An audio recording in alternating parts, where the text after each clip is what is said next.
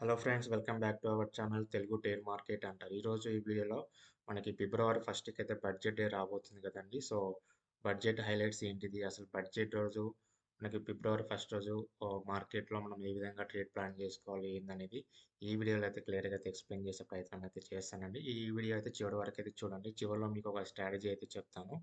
So మీరు budget day రోజు అయితే ఈ విధంగా మీరు ట్రేడింగ్ ప్లాన్ అయితే చేసుకోవచ్చు అన్నమాట. సో చూడండి, మనకి బడ్జెట్ హైలైట్స్ ఏంటి అంటే, మనకి జనవరి 28వ తారీఖు మనకి బడ్జెట్ సెషన్ అనేది స్టార్ట్ అవుతుంది. అంటే ఆల్మోస్ట్ మనకి ఈ రోజు అయితే స్టార్ట్ అయింది. జనవరి 29 వచ్చేసి ఎకనామిక్ సర్వే అనేది ఉంటుంది అనమాట. అంటే 2025-26 మనకి ఫినాన్షియల్ అయితే కంప్లీట్ అవుతుందో దానికి సంబంధించిన సర్వే అనేది మనకి జనవరి 29 అయితే ఉంటుంది. ఫిబ్రవరి 1 2026 సండే రోజు మనకి యూనియన్ బడ్జెట్ అనేది మనకి ప్రవేశపెడతారండి. ఫిబ్రవరి 13 వచ్చేసి మనకి ఎండ్ ఆఫ్ బడ్జెట్ సెషన్ అనమాట. ఫస్ట్ బడ్జెట్ సెషన్ మనకి ఫిబ్రవరి 13లో అయితే ఎండ్ అవుతుంది. మళ్ళీ మార్చి సెకండ్ వీక్, థర్డ్ వీక్లో మనకి సెకండ్ బడ్జెట్ సెషన్ అనేది మళ్ళీ స్టార్ట్ అవుతుంది అనమాట. సో చూడండి, ఫిబ్రవరి 1 2006 సండే ఇండియా మార్కెట్ అనేది మనకి ఓపెన్లో ఉంటుంది. మనకి నిర్మలా సీతారామన్ గారు మనకి ప్రజెంటేషన్ అయితే ఇస్తారన్నమాట. సో మనకి ఆఫ్టర్ 10 అనేది మనకి బడ్జెట్ సమావేశం అయితే స్టార్ట్ అవుతుంది అనమాట. సో చూడండి, ఇందులో వచ్చేసి మనకి ఆల్రెడీ మనకి ట్యాక్స్ ఫ్రీ లిమిట్ 12 lakhs వరకు ఉంది కదా. సో దీన్ని 15 lakhs వరకు చేస్తారనే ఒక న్యూస్ అయితే వస్తుంది. బట్ అది చేస్తారా లేదా అనేది మనం సండే వరకు అయితే వెయిట్ చేయాలండి. ఇక్కడ మనకి స్టాండర్డ్ డిడక్షన్స్ ఏవైతే ఉన్నాయో అది మనకి ఇంతకుముందుకు 75,000 ఉంది కదా యాజ్ ఆఫ్ 2025 ప్రకారం. బట్ దాన్ని ఇప్పటి వరకు 1 lakh ఆర్ 1 lakh ఎబోవ్ చేస్తారని చెప్పేసి ఒక న్యూస్ అయితే వస్తుందండి. సో చూడండి, మీకు ఇక్కడ లెఫ్ట్ సైడ్‌లో ట్యాక్స్ స్లాబ్స్ అయితే ఉన్నాయి. 0-4 lakhs నిల్ అని చెప్పి, 4-8 lakhs 5%, 8-12 lakhs 10%, 12-16 lakh 15%, 16-20 lakhs 20%. ఈ విధంగా మనకి స్లాబ్స్ రేట్ అయితే ఈ ఇయర్ కూడా సేమ్ ఉండబోతున్నాయండి. సో చూడండి, budget impact and stock market. మనం లాస్ట్ 3 ఇయర్స్‌లో మనకు 3 బడ్జెట్ ప్రవేశాలు జరిగాయి కదండీ. సో మనకి 2025లో బడ్జెట్ ప్రవేశపెట్టినప్పుడు మార్కెట్ అనేది పాజిటివ్‌గా క్లోజ్ అయింది. అంటే మనకి పెరిగిందనమాట. సో 2024లో కూడా మనకి పాజిటివ్ వచ్చిందండి. 2023లో అయితే న్యూట్రల్‌గా ఉంది. బట్ మనకు ఫిబ్రవరి 1 2006లో ఇది మిక్స్‌డ్, అంటే పాజిటివ్ ఉండొచ్చు, నెగెటివ్ ఉండొచ్చు, లేదంటే మిక్స్ కూడా ఉండొచ్చు. ఇది ఎట్లా ఏందనేది మనకు ఆ రోజు మాత్రమే తెలుస్తుందండి. దీన్నైతే ఎవరు అంచనా వేయలేదు.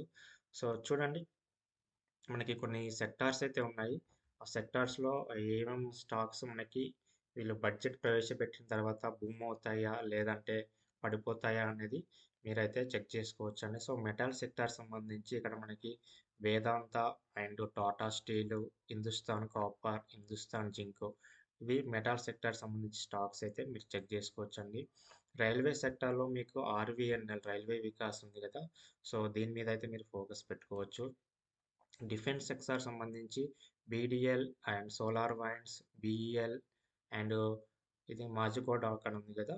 సో ఇవి డిఫెన్స్ సెక్టార్‌లో మనకి ఆఫ్టర్ అంటే బడ్జెట్ ప్రవేశపెట్టిన తర్వాత మనకి మూవ్‌మెంట్ అనేది ఉంటుందండి. మైనింగ్ సెక్టార్‌లో ఎంఓఐఎల్, జీఎండీసీ, సందోట్ మ్యాగ్నైజ్ అండ్ ఆశాపూర్ అని చెప్పేసి మైనింగ్ సెక్టార్ సంబంధించి స్టాక్స్ అయితే ఉన్నాయండి. మనకు క్యాపిటల్ మార్కెట్‌లో MCX, BSc, grow, angle one, so వీటి గురించి అయితే మీరైతే ఫోకస్ చేసుకోవచ్చండి. అలాగే మన కెమికల్ సెక్టార్ సంబంధించి ఆర్సీఎఫ్, ఎస్ఆర్ఎఫ్, చాంబల్, జీఎన్ఎఫ్సి అని చెప్పేసి కెమికల్ సెక్టార్‌లో ఈ స్టాక్స్ అయితే మీరు చూసుకోవచ్చు.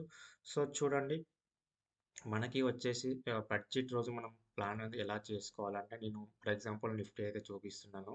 ఈ ప్లాన్ వచ్చేసి మీరు ఆఫ్టర్ 9:30 తర్వాత అయితే మీరైతే ప్లానింగ్ చేసుకోవచ్చు. మనకు 9:30కి ఫర్ ఎగ్జాంపుల్ స్పాట్ ప్రైస్ వచ్చేసి 25,520 రూపీస్ ఉందనుకోండి నిఫ్టీ సంబంధించి. సో అప్పుడు మనం ఏం చేస్తామంటే 25,500 సంబంధించి కాల్ మనము బై చేయాలి. అలాగే పుట్ కూడా బై చేయాలన్నమాట. సో చూడండి, మనకి కాల్ ప్రీమియం వచ్చేసి 200 ఉందనుకోండి. అలాగే పుట్ ప్రీమియం వచ్చేసి 190 ఉందనుకోండి. సో మనం అదే ఒక లాట్ బై చేస్తాము, ఇది ఒక లాట్ బై చేస్తాము. సో అప్పుడు కాల్ సైడ్ మనకు 13,000 ఇన్వెస్ట్మెంట్ అనేది అవుతుందన్నమాట. పుట్ సైడ్ మనకి 12,350 ఇన్వెస్ట్మెంట్ అనేది అవుతుందన్నమాట. టోటల్ ఎంత అవుతుంది మనకి 25,350 అనేది మనకు ఇన్వెస్ట్మెంట్ అయితే అవుతుంది. అంటే ఒక కాల్ బై చేస్తాం, ఒక పుట్ అనేది బై చేస్తాం. సో మనకి మార్కెట్ న్యూస్ని బట్టి అది మార్కెట్ అనేది అప్కి వెళ్ళొచ్చు, సో కిందికి వెళ్ళొచ్చు, మనకైతే తెలియదు. ఎందుకంటే అది ఒకటేసారి ఒకటే క్యాండిల్ 1 or 2 క్యాండిల్స్లో 100, 150 పాయింట్లు కూడా పెరిగిపోతూ ఉంటుంది. సో, దాన్ని మనం అప్పటికప్పుడు అంచనా వేయలేం కాబట్టి మనం ఈ విధంగా ప్లాన్ అయితే చేసుకుంటాం. సో, ఈ విధంగా ప్లాన్ చేసుకున్నాక మనకు మార్కెట్ అనేది పెరిగిందనుకోండి. సో, ఈ 200 ప్రీమియం కాస్త మనకి 350 రూపీస్ అవుతుంది. సో, ఇది ఏటీఎం అంటే ఎట్ ద మనీలోకి వచ్చేస్తుంది కదా! ఈ ప్రీమియం అనేది మొత్తం ఎట్ ద మనీలోకి వచ్చేస్తుంది. ప్రీమియం అనేది మనకి పెరిగిపోతుంది. మార్కెట్ పెరుగుతూ ఉంటే ప్రీమియం కూడా పెరుగుతుందన్నమాట. సో, సేమ్ టైమ్ మనకి పుట్ సైడ్ ఉన్న ప్రీమియం 190 రూపీస్ ఏదైతే ఉందో అది మనకి తగ్గుతూ వస్తుందన్నమాట. 190 నుంచి మనకి 150, 140, 130, 100, 90, 80 కూడా రావచ్చు.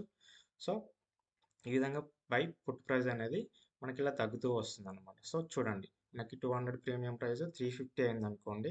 సో, మనకు ఒక 11:00, 12:00 మార్కెట్ ఒక పెరిగిందనుకోండి. ఒక 100 పాయింట్సో, 150 పాయింట్సో మనకు పెరిగింది. సో, ఆ టైంలో మనకి మనం బై చేసిన ఈ కాల్ ప్రీమియం ఏదైతే ఉందో అది 350 అయిందన్నమాట. పుట్ ప్రైస్ వచ్చేసి మనకి 100 రూపీస్ అయిందన్నమాట. సో, ఆ టైంలో చూడండి మనకి కాల్ సైడ్ 22,750 అమౌంట్ అనేది వస్తుంది. పుట్ సైడ్ అనేది మనకి ప్రీమియం 100 ఉంది కాబట్టి 6,500 అంటే టోటల్ ఎంత వస్తుంది?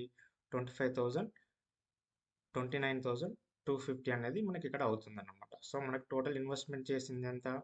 25,350 మనకి ఇక్కడ అయింది ఎంత? 29,250.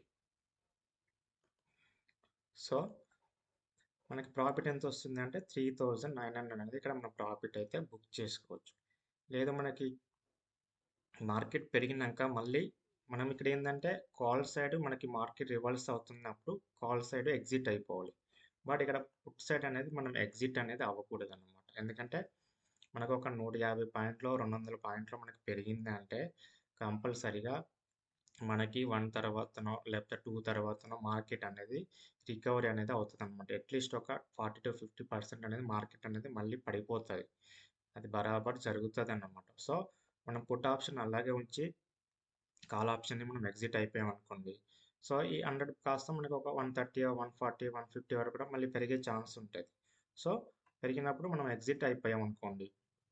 సో, మనకి ప్రాఫిట్ అనేది ఇంకా పెరిగే ఛాన్స్ అయితే ఉంటుంది. సో, అక్కడ మళ్ళీ సేమ్ టైమ్ మీరు పుట్ సైడ్ కూడా మళ్ళీ బయింగ్ ప్లాన్ అనేది చేసుకోవచ్చు. ఇక్కడ ఎగ్జిట్ అయిపోయి మళ్ళీ పుట్ రివర్సల్‌లో కూడా మీరు అక్కడ బయింగ్ ప్లాన్ చేసుకోవచ్చు. సేమ్ దీన్ని హోల్డ్ చేశారంటే మనకి ప్రీమియం కూడా మళ్ళీ 100 నుంచి 140, 150 వరకు పెరిగే ఛాన్స్ ఉంటుంది. సో, ఈ విధంగా అయితే మనమైతే ప్రాఫిట్స్ అయితే బుక్ చేసుకోవచ్చనమాట. సో, చూసారు కదండీ! ఇది హెడ్జింగ్ పర్పస్ అన్నమాట. సో, ఇలానే జరుగుతది అంటే ఒక అటు ఇటు జరుగుతదండి. నేను ఎగ్జాక్ట్‌లీ చెప్పిన దాని ప్రకారమే కాకుండా మీకు ఒక 10 పాయింట్సో, 20 పాయింట్సో అటు ఇటు కూడా జరగొచ్చనమాట. మీకు 3,000 అయిన దగ్గర 2,000 ప్రాఫిట్స్ కూడా రావచ్చు. మీరు తీసుకున్న ప్రీమియమ్స్‌ని బట్టి. సో, చూసారు కదండీ! ఈ వీడియో నచ్చితే లైక్ చేయండి, షేర్ చేయండి. Thank you.